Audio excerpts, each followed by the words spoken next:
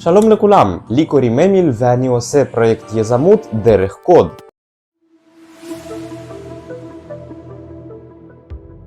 הרבה תלמידים שעכשיו מסיימים כיתה ט' חושבים על להתקבל לכיתת הנדסת תוכנה או לא. בפרויקט הזה אני אדגים לכם איזה סוגי מקצועות יש בעולם התכנות ואיך זה להיות מתכנת מקצועי כדי שאתם תוכלו לקבל את ההחלטה הזאת. אני צילמתי פודקאסט עם מתכנתים מקצועיים שיכולים לענות לכם על שאלות הכי נפוצות שלכם. אז בואו נתחיל. תכנות זה לא מקצוע פשוט. זה עולם בו אנחנו חיים, מאופיין ומתורגם לשפת קוד. כל העולם של ההייטק, מתכנתים מכל סוגים, סטארט-אפים, הם כולם מחפשים פתרונות לבעיות רבות הקיימות בעולם שלנו, ומתרגמים את הפתרונות עבור המכשירים שמבינים את שפת קוד, כך שמגיש פתרון זה מחשב ואביזרים רובוטיים שלו. הוא זה שיפתור את הבעיה עבורנו בעזרת קוד שכתבו מתכנתים. איך הם בכלל מצליחים לעשות זאת? איך זה בנוי? מהי דרך קוד שלהם? בואו נשאל מי שכבר שוחה עמוק בזה. אנחנו קיבלנו הזדמנות נדירה לדעת זאת. האורחים שלנו היום. שלום, אני אנסטסיה, אני מתכנתת, למדתי הנדסת תוכנה, אני עובדת עכשיו בתחום של Data Engineer. שלום לכולם, אני גנה, אני בתחום פיתוח מעל 10 שנים. נכון להיום אני עובד כארכיטקט ביג דאטה. אני מאור, חולון, בן 29, עובד בחברת הייטק בחולון, בשם ספיאנס, ואני סיסטם שם במסלול DevOps. האם ידיעת קוד באמת הכי חשוב כדי להיות מתכנת? לא בהכרח. זה לא רק. אני חושב שזה באמת הכי חשוב. כן חשוב מאוד לדעת את השפה שאתה מתכנת בה, את היכולות שלה, וחשוב לדעת איך לתכנת נכון עם השפה, ובנוסף לזה איך לקבל את המשימה ולבדוק דברים איך לעשות אותה הכי יעיל, בנוסף לזה בצורה הכי טובה לעשות אותה. זה גם יחסי אנוש, אבל כמובן שגם ידע בכתיבת קוד, בארכיטקטורת מחשבים, ובכללי ידע טכני הוא מאוד חשוב. יותר מראייה מרחבית וכל דבר אחר, כי שפת תכנות היא כמו שפה לכל דבר. ואתה צריך לדעת את השפה הזאת בשביל לתקשר עם המערכות שאתה רוצה לעשות ואת התוכנות שאתה רוצה לעשות. אז לדעת שפת תכנות, גם אם אתה לא יודע אותה מעולה, מ-1 עד 10 להתחיל מ-5 זה גם טוב. תספר בבקשה על תחום תכנות אתה עובד בו. אני עובד בתחום פיתוח שהוא נקרא ביג דאטה. אנחנו צריכים לעבד נתונים בגדלים מאוד גבוהים, שיש הרבה אתגרים בלעבד דאטה בכמויות גדולות. זה תחום מאוד מאתגר ומאוד פופולרי היום. אני Data Engineer, שזה אומר בעצם שאני מתעסקת עם ביג דאטה כרגע. אני לוקחת, יש הרבה מידע שצריך בעצם גם לקלוט אותו, גם לנקות אותו, גם להוציא ממנו מסקנות, כל מיני דברים שהם קשורים לחבר מידע שמגיע מכמה מקומות ביחד ובעצם להסיק את המסקנה מתוך המידע הזה. לא עבדתי בתחום תכנות כלשהו, אני מתקדם לשם. DevOps זה תחום כזה שהוא נוגע בהמון נישות שונות, הוא גם בתכנות, גם בתחזוקה, בסיסטם, בתוכנות שאתה לא באמת מתכנת בהן, זה יותר לניהול של דברים, וזה תפקיד שמשלב הכל, הוא באמת קשה להסביר אותו, אבל זה תפקיד של מתכנת, זה Developer Operation. למה בחרת את ההתמחות הזאת? בחרתי בתחום הזה כי זה תחום עם הרבה אתגרים, הרבה שימוש באלגוריתמים, ואני אוהב אתגרים. באותו רגע שהייתי צריכה לבחור את ההתמחות, היו כמה מסלולים, ביניהם סייבר, בינה מלאכותית, שבעצם בכל אחד מהם צריך לדעת את ההתמחות של דאטה, בעיקר ביג דאטה. זה משהו שהוא יחסית רוחבי ואפשר ללכת אחר כך ולהמשיך לכל כיוון ממנו בנושא אחר. כל חיי הייתי איש IT, אני אוהב לתקן מחשבים, תוכנות, סקריפטינג זה משהו שידעתי המון שנים, אז אחרי שלמדתי JavaScript וטייפסקריפט ומקצוע פרונט-אנד, אמרתי לעצמי שאני רוצה ללכת עם משהו שאני אוהב. ותחום ה-DevOps זה ההתקדמות הכי טובה שאתה יכול לעשות מה-IT, זה לגמרי להיות איש IT ומתכנת במקצוע משולב. אז לדעתי האישית זה הכי כיף לאנשים שאוהבים IT. מתי לדעתך הכי חשוב לבחור התמחות? זו שאלה קצת מורכבת. אם יצא לך להכיר באיזשהו שלב כבר הרבה תחומים ולהתנסות בהם, אז אתה יכול לבחור תחום מראש. אם זה לא המצב, אז אופציה השנייה זה ללכת ולבחור, ללמוד על כל התחומים הקיימים, להתעמק קצת בכל אחד מהם ולבחור. ואופציה שלישית, לבחור כבר תוך כדי הקריירה שלך. אתה יכול להתחיל באיזשהו תחום ואחר כך לעבור לתחום אחר. אם התחלת באיזשהו תחום זה לא מחייב אותך להמשיך. אני חושבת שלקראת סוף הלימודים בעיקרון כאילו דורשים גם לבחור התמחות. חשוב כי אתה לומד את ההתמחות, את הכיוון שצריך. אבל בנוסף לזה כן חשוב נורא לקראת איזה שנה כנראה לפני סוף הלימודים, להבין מה באמת לפחות לכיוון ראשוני רוצים ללכת, כדי ללמוד אותו ואז כאילו בכיוון הזה כבר לחפש אולי את המשרות. זו שאלה מעניינת שהמון אנשים יש להם תשובות שונות. התשובה שלי שאין זמן מתאים. הכל מתקדם ומשתנה וכל כך דינמי, מקצועות ה-AI וכל התחום הזה שהוא כל כך חזק, ולא נגיד שזה לוקח עבודות לאחרים, אבל המון מתכנתים לא צריכים לחשוב יותר מדי, הם יכולים לקחת קוד ולייעל אותו ולתקן אותו בעצמם וליצור קוד. עבודה של שבוע יכולה להפוך לשעתיים בערך. אז הזמן הכי מתאים, כל יום הוא הזמן הכי מתאים. אתה יכול להיות בין 10, בין 20 וגם בין 40, ולהתחיל את זה, לדעתי כל זמן הוא זמן מצוין. איזה שלבים יש בעבודה שלך? העבודה היא מורכבת מהרבה דברים. זה לא רק כתיבת קוד, זה גם ניהול אנשים, בניית ארכיטקטורה של המוצר, אם זה מוצר חדש. אם זה מוצר שהוא קיים, אז תמיכה ופיתוח של המוצר, כי אין דבר כזה שפיתוח של המוצר נגמר, כל הזמן נמצא באבולוציה. העבודה מורכבת מהרבה שיתופי פעולה עם פרודקטים, שזה אנשים שהתפקיד שלהם זה להבין את הביזנס. יש אפיון, שזה בעצם יש אנשים שיש טעמי של לקוח, אפשר לקרוא לזה, שיש לו איזושהי דרישה למערכת, או אם זה אפילו משהו קטן מתוך המערכת, ובעצם הוא בא עם הדרישות.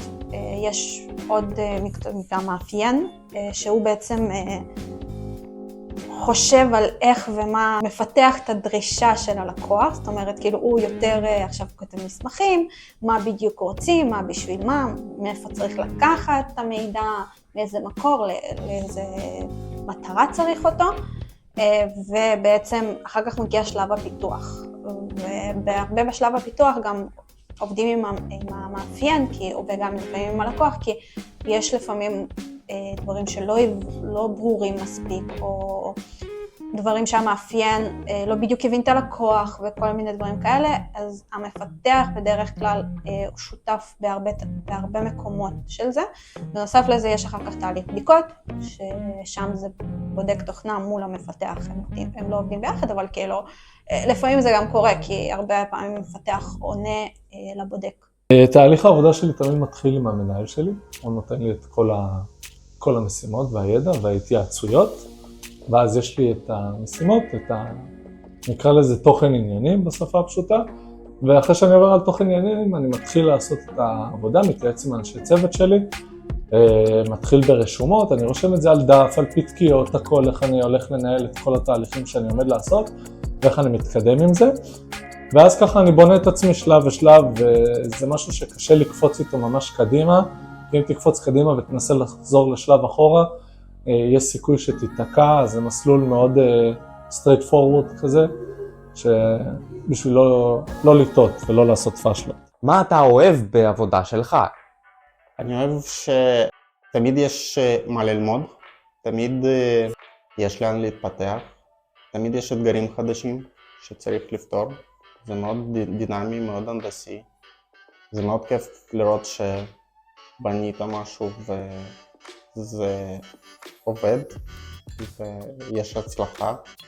הכי כיף כנראה זה באמת, לפעמים השלבים באמצע הם גם כיפים, כי לפעמים יש נורא דברים שהם מסובכים ואתגרים, שבסוף שכשאתה מצליח וגם מביא מערכת או נקרא לזה פיצ'ר משהו שהוא גם יעיל ואוהבים אותו, אז בסוף זה גם עושה הרגשה טובה. מה היתרונות ומה החסרונות במקצוע? היתרונות, יש לזה המון יתרונות. יש אנשים שיגידו יתרונות לגמרי שונים שלי, ואני אגיד את היתרונות שהם אישיים אליי. אני מאוד אוהב את זה, זה מאוד מדבר אליי, זה מסקרן אותי וזה מעניין אותי. שוב, כמו שאמרתי מקודם, כל חיי הייתי איש מחשבים ואני אוהב את זה.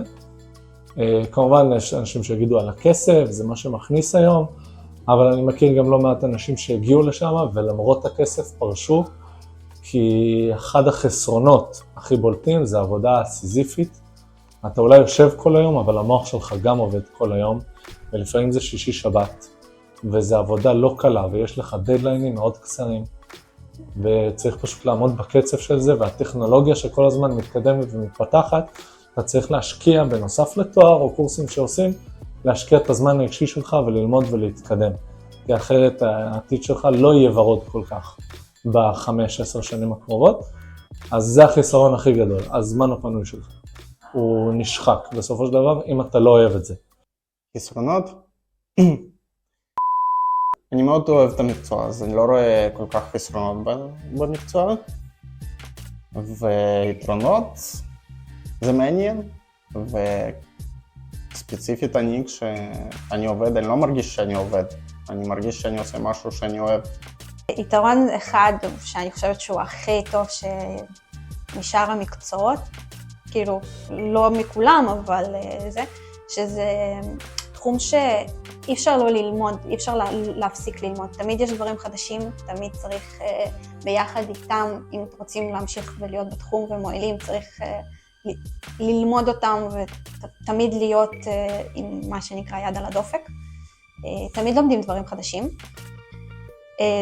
יתרון נוסף זה מעמיד אתגרים לפעמים שבאמת אתה כל הזמן מאותגר, ובמקצוע מה שטוב, אם התמחות אחת אתה מרגיש שיש לך מיצוי ממנו, אתה יכול ללמוד עוד מסלולים וללכת ולהתמקצע בהם, או להמשיך וכאילו לפעמים גם אפשר לשלב ביניהם עם מסלולים מסוימים.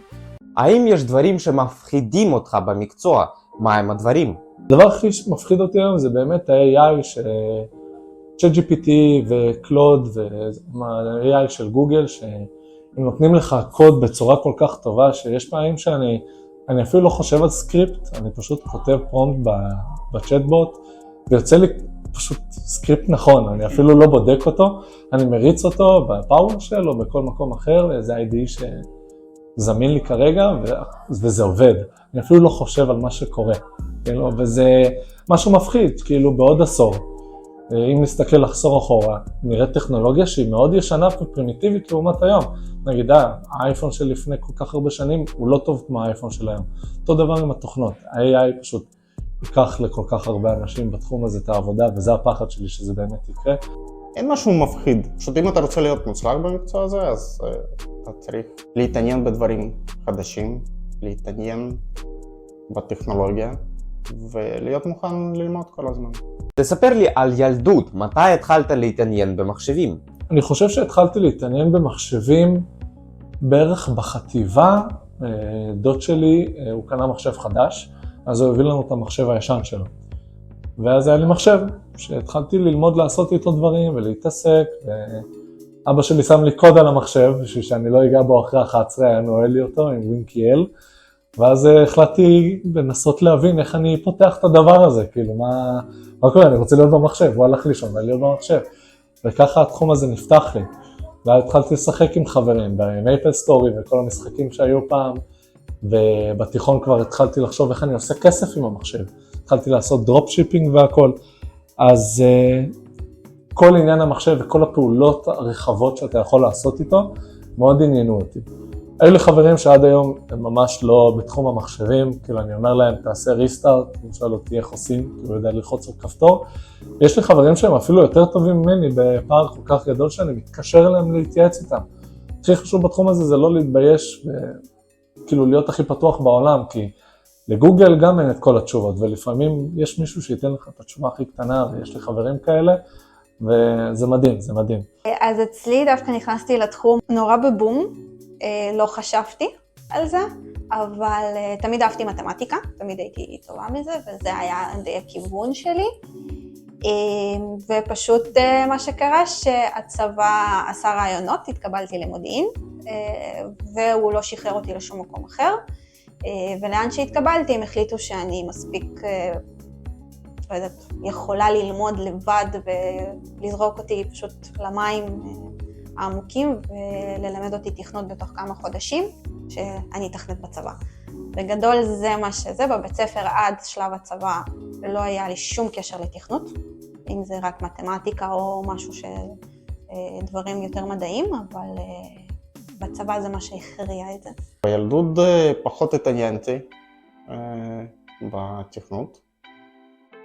תמיד עניינו אותי דברים שהם הנדסיים, אבל אני בהתחלה בכלל רציתי להיות אדריכל, אז התעניינתי יותר בבנייה, התעניינתי גם במטוסים, ובתכנות התחלתי להתעניין כבר בתואר ראשון, כשתואר ראשון עשיתי בהנדסת חשמל. מי היו החברים שלך? האם הם התעניינו בתכנות? בתכלס יש לי המון שמתעניינים במחשבים, גם יש חלקם אנשי IT, יש כאלה סיסטם, יש כאלה בסייבר סקיוריטי, אבל מבחינת תכנות יש לי שתי חברים שהם באמת חיים את התכנות, זה החיים שלהם, והם נהנים מזה, ממש. יש כאלה שסתם נכנסו לזה, באמת בשביל הכסף, ואני רואה אותם סובלים, אבל יש לי ממש שתי חברים שממש התעניינו בתכנות ברמות שאני לא יכול לתאר, זה האהבה שלהם. לא, בתקופה שאני למדתי בבית ספר לא היה לנו חוגי מחשבים. התעניינו במחשבים, אבל זה היה להתקין מערכת הפעלה, משחקים ולא יותר מדי. אני הבנתי שיש עוד אפשרות אחרי התיכון ללכת לאוניברסיטה ואז לצבא. מה היתרונות שנותנים לך אם אתה בוחר דרך זו? שני המסלולים הם בסדר, זה מאוד תלוי מה הבן אדם רוצה, אם זה פשוט ללכת לצבא, ולפעמים זה גם לא בהכרח לעשות תפקיד שקשור לתכנות, ואז צריך להמשיך איכשהו משהו, להמשיך עם זה בבית, ואז פשוט להתקבל ללימודים לאוניברסיטה או למכללה, ולהמשיך ללמוד שם. ואם זה ללכת וללמוד, מה זה במקום צבא? אז בסוף נשארים בצבא, איזה כאילו חותמים, ונשארים פחות 6 שנים בעצם. לפעמים זה עוזר, זה כן, זה מביא איזשהו מסלול יותר כאילו בטוח, בזה שיש לך, יוצאים מהצבא עם כבר עם ניסיון של 6 שנים, ויותר קל למצוא לפעמים עבודה, מאשר סטודנט שבחיים לא חיפש עבודה ולא יודע מה לעשות, וכאילו גם אין ניסיון כל כך. זו שאלה יפה. אני לא יודע אם המרואיינים הקודמים עשו את זה, כי אני עשיתי את זה, אני עשיתי י"ג י"ד. לא בדיוק הלכתי לאוניברסיטה, זה היה סוג של מכללה שקשורה לחיל האוויר, התגייסתי אחרי זה לחיל האוויר. אישית, דעתי האישית, אני לא הייתי עושה את זה, אוקיי? זה איפה שהוא עוצר אותך מהחברה שאתה נמצא בה. המון חברים נמצאים בצבא ויש להם משתנים לגמרי, ואתה נשאר ללמוד. כמובן שאתה מכיר אנשים אחרים ואתה מתגייס, בסופו של דבר כולם משתחררים וממשיכים את החיים שלך. אבל אני חושב שבגיל הזה, ההנדסאי שעשיתי, יש מהנדס ויש הנדסאי, אני עשיתי הנדסאי, הוא לא לקח אותי לאן שרציתי. עשיתי בכלל הנדסאי אלקטרוניקה, זה לא תחום שאני רוצה לעשות היום, בתור ילד זה היה מגניב, אבל בכלל לא, אז אני חושב שאנחנו עדיין צעירים, בשביל לקחת החלטה כזאת, הצבא די מפקס אותנו לעתיד, אנחנו באזור של אי נוחות בצבא, וברגע שאתה נמצא באזור של אי נוחות, אתה לומד מה אתה באמת רוצה לעשות עם העתיד שלך, ולאן אתה רוצה להתקדם. כי באזור נוחות אתה לא באמת יודע מה בא לך לעשות. יש את זה, סבבה, אני אעשה, יש את זה, לא נורא, אני אעשה. כשאתה יוצא מאזור הנוחות שלך, אתה יודע להתפתח ולהתקדם, וככה גיליתי את התשוקה האמיתית שלי, שזה תמיד היה באמת המחשבים ולא האלקטרוניקה. במידה ואתה הולך לאוניברסיטה, אחרי צבא, אז אתה תקבל ניסיון רלוונטי. זו אופציה לקבל קשרים שאחר כך יכולים לעזור בהתקדמות, בעבודה. האם מי שלומד תכנות הולך לצבא כמתכנת? אם מי שלמד בבית ספר, לא בהכרח, זה מאוד תלוי באיזה תקופה מתגייסים, מה הצורך הצבאי. בדרך כלל, אם הם רואים בן אדם שיש לו את הראש ויודע, יש גם כל מיני קורסים קדם צבאיים שעושים כדי להיות מתכנתים. אבל זה לא תמיד עוזר, לא תמיד מועיל. בוא נגיד ככה, כאילו בסופו של דבר הצבא מחליט לבד על סמך הצרכים שלו. חד משמעית לא. חד משמעית לא. צבא לפעמים ממהר אותך למקומות שלא היית אמור להגיע לשם. שאנשים שהגיעו לתפקיד של תכנון ואין להם מושג איך הם התקבלו, הם לא מבינים בזה כלום, והם רצו להיות לוחמים. יש מתכנתים שהם לוחמים.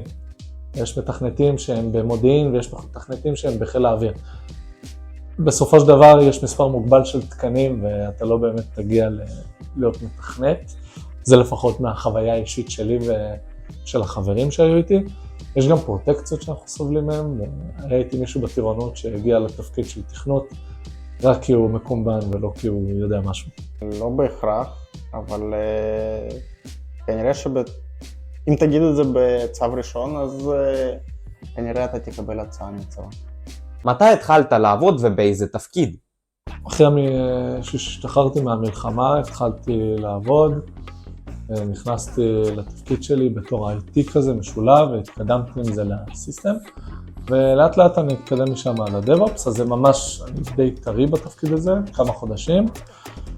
לפני המלחמה הייתי ממש איש IT בחברה אחרת, אז המלחמה כבר גלגלה אותי לכל מיני מקומות. התחלתי לעבוד ב-2014, התחלתי לעבוד בתפקיד של מפתח, backend. האם היה לך מנטור, מתכנת בוגר שעזר לפתור בעיות ולימד את המקצוע? האם היה לי? פחות. האם היום יש לי? כן, חד משמעית. אני חושב שלהגיע למקום עבודה, לפעמים מנצח שכר מסוים. כי אני הגעתי למקום שאני מאוד מאוד אוהב את האנשים שעובדים איתי. אנחנו מדברים בשעות הפנאי שלנו. יש לנו מנהלים שרק רוצים לקדם אותנו, רוכשים לנו קורסים חיצוניים, שאנחנו נלמד אותם בשעות העבודה שלנו. רוצים לקדם אותנו ותומכים בנו, וכל שאלה שאנחנו שואלים, יש להם תשובה, והם נותנים מהזמן הפנוי שלהם לנו, לצוות שלי, שכאילו, עם כפית, פשוט כך, אתה רוצה לדעת, אנחנו נלמד אותך. אז המנטור שלי זה האנשים שסביבי, זה לא בן אדם ספציפי, כי הגעתי למקום שאני באמת עם אנשים טובים שרוצים לטובתך, שלאנשים שמחפשים כסף, והמון ילדים שאומרים, אני רוצה להיות עשיר וזה, יותר חשוב מלהיות עשיר זה להיות עם אנשים טובים סביבך, כי ככה אתה תתפתח הכי טוב. ברגע שכבר מתקבלים לאיזשהו מקום, אז בדרך כלל תמיד מביאים מישהו שעוזר לך, אבל זה תמיד טוב שיש מישהו עוד לפני שעוזר לך, שעבר את זה, זה פחות טעויות, מה שהרוב הסטודנטים כנראה עושים כי אין להם. בעיקר זה כאילו די נותן, אולי זה לא מהר לקבל עבודה, אבל זה משהו שכאילו כמה חודשים אתה יושב ומכווינים אותך, ובסוף אתה באמת מוצא עבודה טובה ליכולות שכרגע יש אחרי הלימודים. לא, אני למדתי תוכנה לבד. בשלב הזה אני כבר עבדתי כמהנדס אלקטרוניקה, ופשוט באיזשהו שלב התעניינתי את זה. תוך כדי התואר אנחנו למדנו תוכנה, התחום של התוכנה שלמדנו היה טיפה אחר, ואחרי שסיימתי תואר זה עניין אותי, ונשבתי, למדתי לבד. מה תמליץ למתלבטים? איך לדעת שהבחירה היא נכונה? אף פעם אין בחירה נכונה, אבל יש את הדברים שאתה נמשך אליהם יותר. אם אתה בן אדם שיותר אוהב לעצב, יכול ללכת לכיוון הפרונט, ללמוד עיצוב אתרים, ללמוד עיצוב של דברים מסוימים, UX, UI. אם המוח שלך חושב בחשיבה יותר מתמטית, יותר עובדים אלגוריתם, ליניאריות והכל, אז אתה יכול ללכת להיות יותר backend אולי, כמוני שמאוד אהבו את תחום ה-IT ויכולים להתקדם עם זה. יש כל כך הרבה נישות ואפשר פשוט להיכנס לרדיט או ליוטיוב ולראות סרטונים של day to day, כאילו איך אנשים עובדים באיזשהו מקצוע מסוים, ולראות את זה. הייתי אולי אומרת שא' כל חשוב להבין מה יותר אוהבים. אם לא אוהבים מתמטיקה, אם לא אוהבים דברים מדעיים, אז אני חושבת שאנשים ישתעממו. אם אנשים לא אוהבים לשבת מול מסך הרבה שעות ולחשוב, ולפעמים גם דברים שלפעמים לא מצליחים גם יומיים, 3, אפילו יותר, ואז פתאום אחר כך מצליחים תוך 5-10 דקות, אני גם לא חושבת שאולי הם יאהבו את זה, אבל אם באמת מתלבטים ולא יודעים, אז תמיד יש קורסים ממש קלים של אפילו טיפה להתחיל לתכנת ולראות האם זה משהו שמעניין. אם זה מעניין אותך, אתה לא מפחד מקשיים, איזו בחירה נכונה.